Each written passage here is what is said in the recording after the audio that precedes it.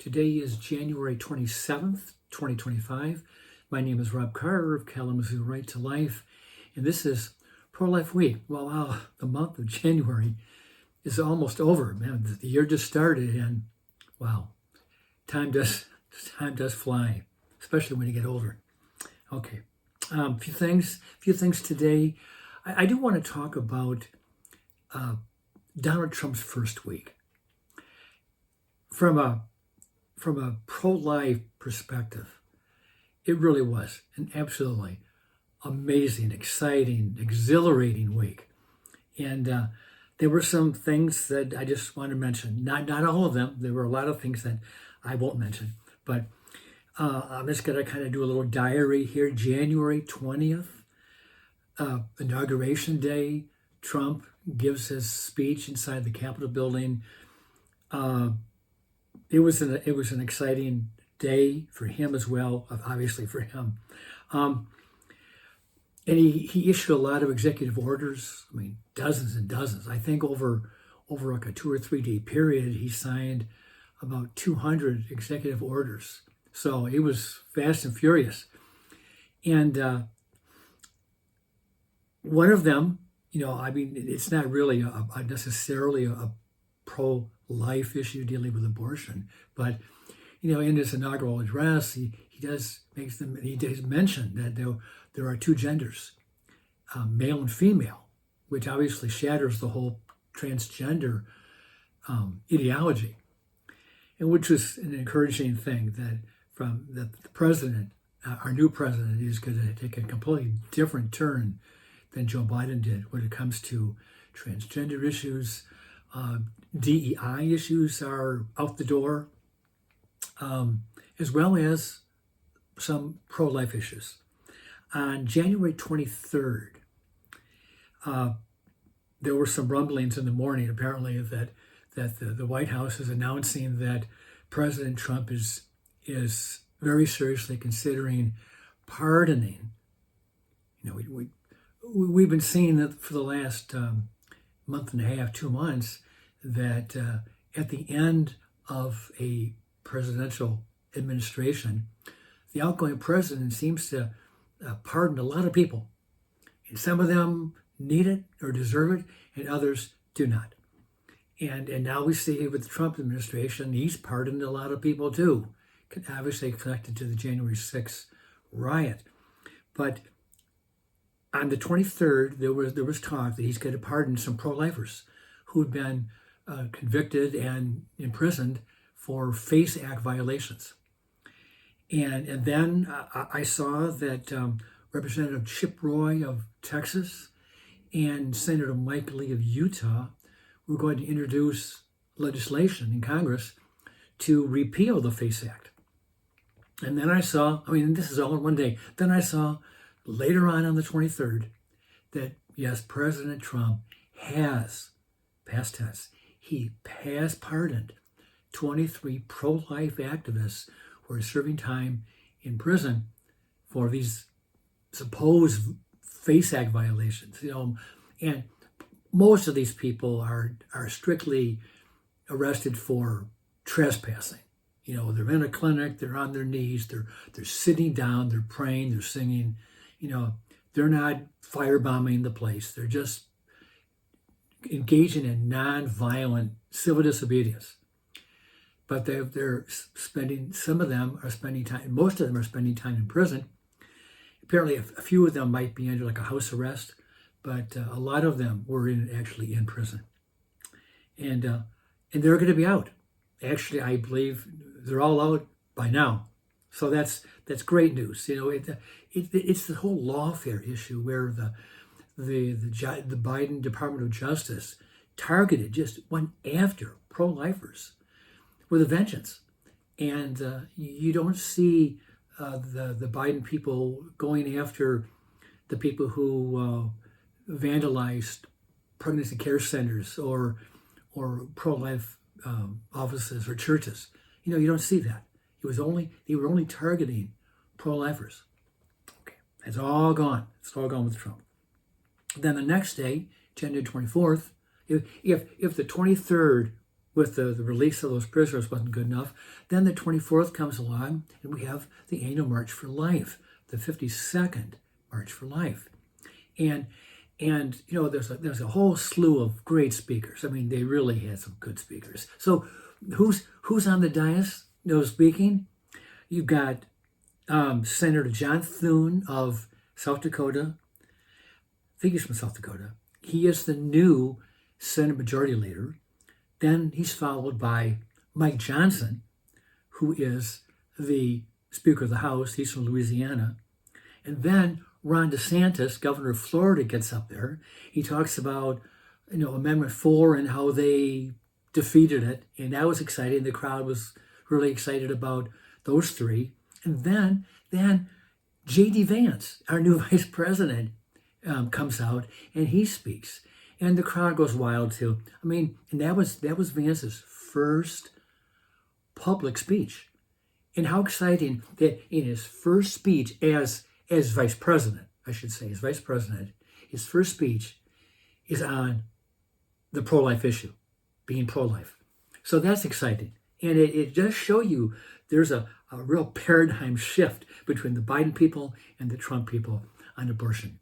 And you're going to see the whole pro-life movement and their agenda is going to have a receptive ear at the White House. Now, I admit I've had my struggles with Trump, maybe on downplaying abortion during the Republican convention, and the wording was kind of watered down. And, he hasn't really been really strong on the life issues. But he has surrounded himself with pro-life people in the cabinet and advisors. So I'm excited. I'm excited for the future. And then Donald Trump, he speaks by a taped video recording. Apparently he was he couldn't be there. He might have been there, but he was flying out to North Carolina to survey some of the damage from that hurricane from last fall.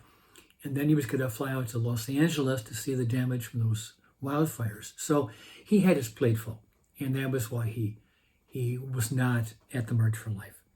But it was a great event, just a good crowd. Wasn't as big as past ones, but I thought the weather was a factor.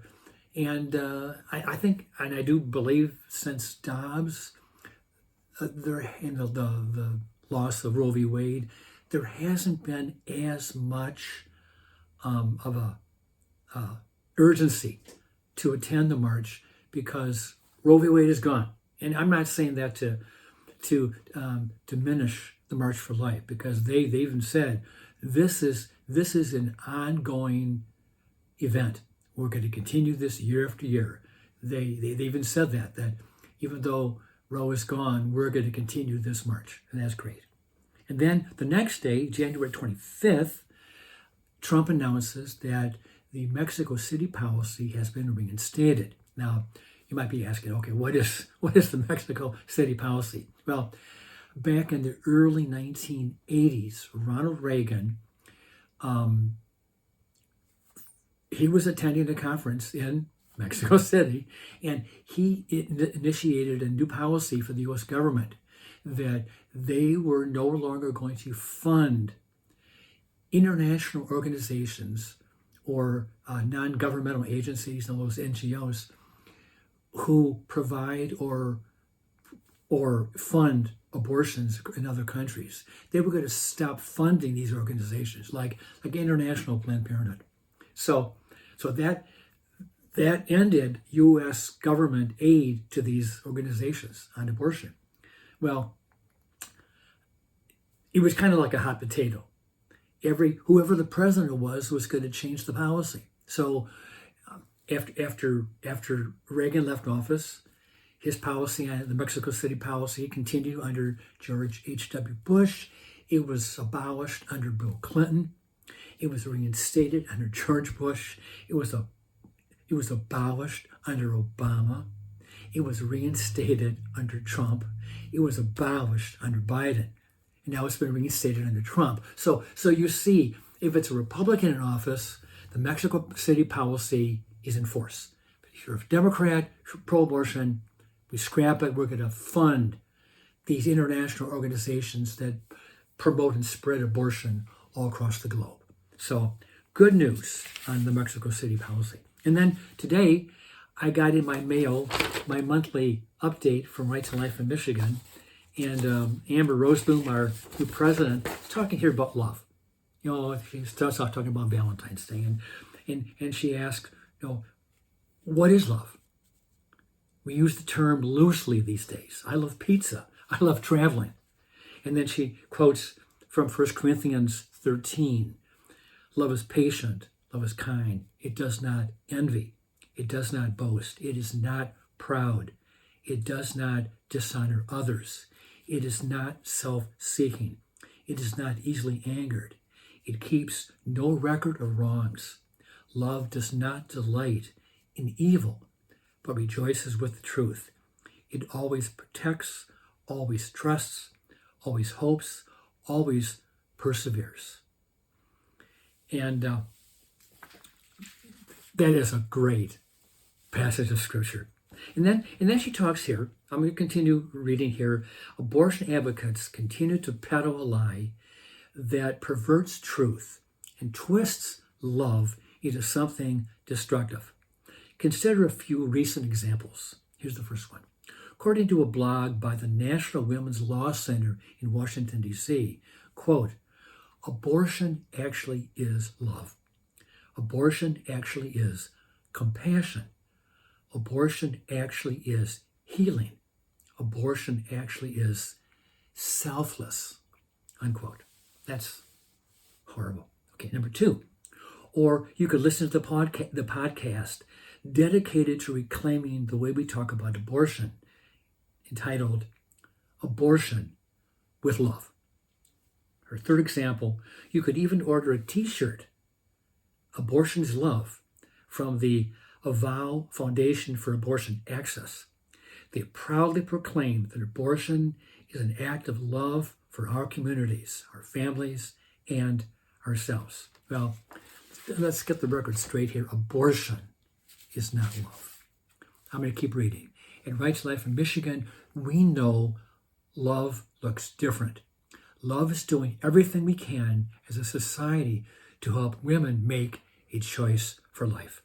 This includes expanding prenatal and postnatal care, reaching deep into our communities with the truth about abortion, showing compassion to women who find themselves unexpectedly pregnant in each and every instance, and connecting them to a local pregnancy resource center to help provide the myriad of support that they may need, including free medical care, clothing, food, confidential counseling, and more.